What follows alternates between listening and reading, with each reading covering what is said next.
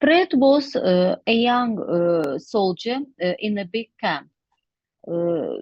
During the week, he always worked very hard, but it was Saturday and all the young soldiers were free. And so their officer said to them, you can go into the town but this afternoon, but first I will inspect you. Uh, Fred came to the officer, and the officer looked at him and said, your hair is very long. Go to the barber and then come to me again. Fred ran out to the barber's shop, but it was closed because it was Saturday. Fred was very sad for a few seconds, but then he smiled and went back to the officer. Are my boots clean now, sir? He asked the officer. The officer didn't look at Fred's hair, but he looked at his boots. Yes, they are much better now. You can go out, but next week first clean your boots and then come to me. Okay, the next passage, please. The next passage. Mrs. Harris lives in a small village.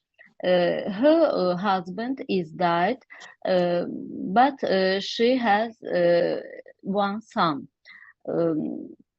He is 21 and his name is Jeff. He worked in the shop in the village and lived with his mother. But then he got a good work in the town and went and lived there. Its name was Greensea, and it was quite a long way from his mother's village, and that's why his mother wasn't happy about this. But Jeff said, there isn't any good work for me in the country, mother. I can get a lot of money in Greensea and send you some every week. Mrs. Harris was very angry last Sunday. She got into the train and went to her son's house in Greensea. Then she said to him, Jeff, why do you never phone me? Jeff laughed and said, but mother, you haven't got a phone. No, she answered, I haven't, but you have got one. Excellent. Okay, my dear. The next one. The next. Mr. Robinson. Mr. Robinson, yes. Mr. Robinson. Mr. Robinson never went to a dentist. Never went to a dentist because he was afraid. But then his teeth began hurting a lot, and he went to a dentist. The dentist did a lot of work in his mouth for a long time. On the last day, Mr. Robinson asked him, how much is all this work going to cost? The dentist said 25 pounds, but he didn't ask him for any money. After a month, Mr. Robinson phoned the dentist and said, you haven't asked me for money for your work last month. Oh, the dentist answered, I never ask a gentleman for money. Then how do you live? Mr. Robinson said. Most gentlemen pay me quickly, but some don't. I wait for my money for 2 months, And then I say, that man isn't a gentleman.